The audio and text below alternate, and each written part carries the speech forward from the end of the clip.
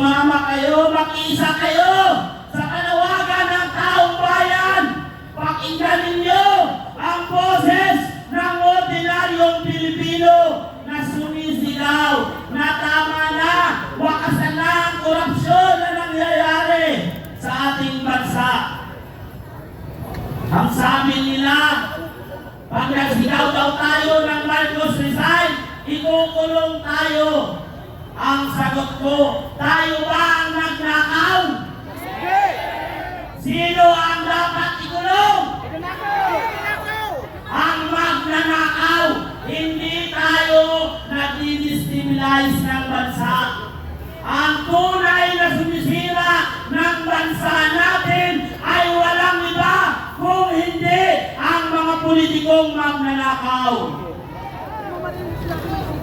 Napatuloy na pinoprotektahan ng mga nakaupo sa gobyerno.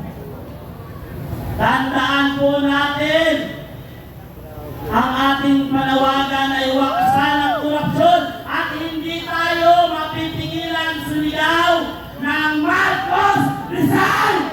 Marcos resign! Marcos resign! Sapagkat mula pa noong September 15 ay yan na po ang aming panawagan.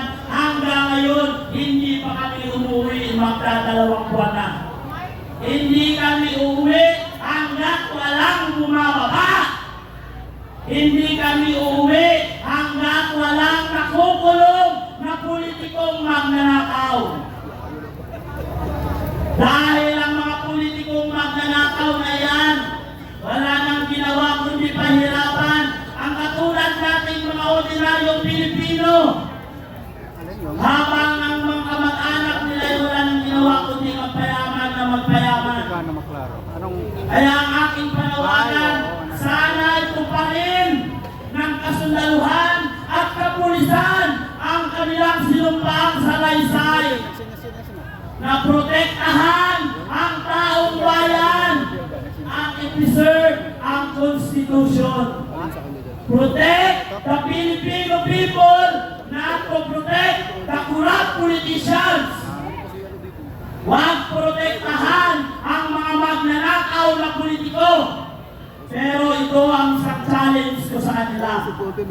Kung hindi ninyo kayang gampanan ang inyong sinumpang salaysay, bumaba kayo at hayaan ninyo ang mga ordinaryong Pilipino na magpanagot sa mga magnanakaw na politiko. Sapagkat tayo, access natin ang kanilang kinakain, sinisweldo. Dugot pawis natin, bago pa man mapunta sa atin ang ating sweldo, ay kinakaltas na ang ating mga taxes na ninanakaw ng mga politiko. Kaya sana sa mga kataas-taasan dyan, sa mga general, gamitin ang puso, huwag ang utak at kamay para kumangkam ng kaba ng bayan na nagpapahirap sa ordinaryong Pilipino. Panindigan ninyo, pakita ninyo ang tapang ninyo sa pagmamahal sa inang bayan, huwag sa pagmamahal sa kaban ng bayan. Yun lamang po, maraming salamat at mabuhay ang bansang Malaysia. Magandang gabi po sa inyo. Ako po ay nagpapasalamat at ilalagay ko sa ligid at yuyo ko sa inyo sa pagpasalamat, sa pagtugon, sa pagpunta nyo dito at nag-isa. At nagpapasalamat din ako sa UPI na isang dahilan sa pagtitipo natin. Ako po ay isang ilaw ng tahanan. Ang asawa ko ay minimum wager lamang. Hindi lamang po nilang no, pero yun ang dahilan kaya ang pamilya nabubuhay. Dahil yung haligi ng tahanan, nagtratrabaho para sa pamilya sa minimum wage. So, sa ngayon po,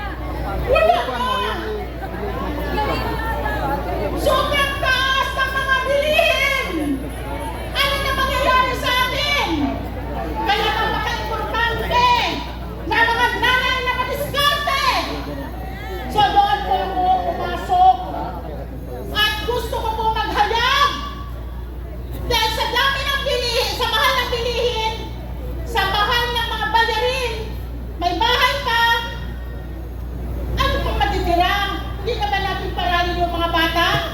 Wala na bang baon? Kulang na kulang na. Samantalang ito ang nakaupo ngayon. Nagpakasasa. Ang sakit sa dibdib nakikita. Ay nakalita. Ang hinahatid sa kanila. Lalong mga buwis. Talagay sa atin. Lahat nabili natin bigas. Bayad sa kuryente. Lahat. Galing yun. May kanta sa mata. May kantasyon na taxes. Nagpakasasa sila sa bawat taxes na kinukulinta sa atin. Ano nangyayari sa bansa? Wala silang ginawang kapalit para tugunan ang mga pangangailangan ng mamamayan ng bansang ito. Pag lumabas ang ilaw ng tahanan sa lansangan, sagot na kami! Sobra na! Tulungan na namin! Hindi pwede patuloy ang ganito! Tulungan na natin ang aming bayan! Tulungan na natin ang gusto ng ating mga kabataan!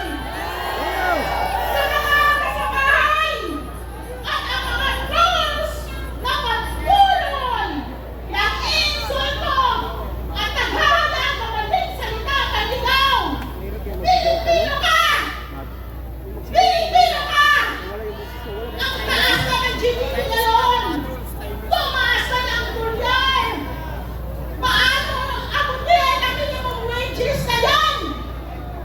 Hindi na natin kakayanin! Kung ikaw, trolls, patuloy na naghihi sa tamang issue, mananagot ka! Dahil ang iyak ng tahanan, words of iyak! Ang pagkakasal sa Panginoon! Bigyan ako sila ng kaparusahan! Singilin na sila! Ikulong na sila! Mararapat! Na ang lahat magkaisa tumugon sa mga ilaw ng tahanan! Huwag tayong matakot! Dahil tayo ang dahilan na ang mga anak natin patuloy nag-aaral. Mga media sila sa loob. Dahil sa mga kaskati natin patuloy tayo sumalit ang mga bata. Mga media ang Paano maaaring kung patuloy ang pagtaas ang mga mataagulan ng future? Kailangan ba natin ang gayon? Hindi, ang pinagpapalay. So yun lang po, maraming salamat po sa mga pumunta dito at nagkaisa, sa lahat ng mga nasa tahanan, nagkaisa dito, oras na, panagutin natin sila, pumunta tayo dito, tulungan na natin ang kataragtaguhan nila. Lahat sila tulungan na, at yung nagpali ng batas, panagutin. Batas ay batas. Ang batas ay gabay ng bawat politiko na nanungkulan sa ating bansa. Hindi lang ang pinabali. Sumunod sila sa batas. At dapat panagot din si Tolpo sa pagsasalita ng pwede mabali ang batas. Maraming salamat! Maraming salamat po! Alam mo, mother. Mother. Ang boses mo, mother. Maraming salamat, Ma'am Escoto, Talaga ang naman. isang dakilang ina. Yes.